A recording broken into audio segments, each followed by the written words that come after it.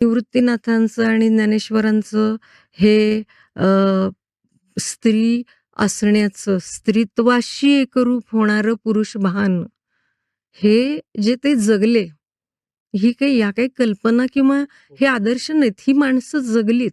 ही माणसं आहेत.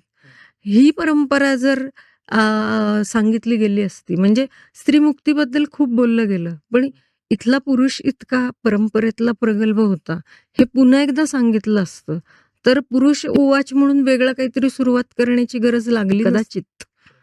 ती लागली याचं कारण, की हे पहा, चांगले विचार सातत्यानं समाजामध्ये पुन्हा-पुन्हा सांगावे लागतात, त्याचा प्रसार करावा लागतो आणि त्या अर्थाने मला असं वाटतं, की स्त्री केंद्रित, ज्याला फेमिनाईन सोशलायझेशन म्हणतो आपण, स्त्री केंद्रित सामाजिकीकरण ते झालं असतं.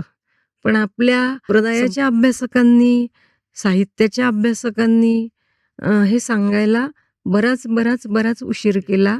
त्यामुळे माझ्यासारख्या किंवा बहुतेक सगळ्याच स्त्रियांच्या वाट्याला समजूतदार पुरुष ही दुर्मिळ प्रमाणातच येतायत.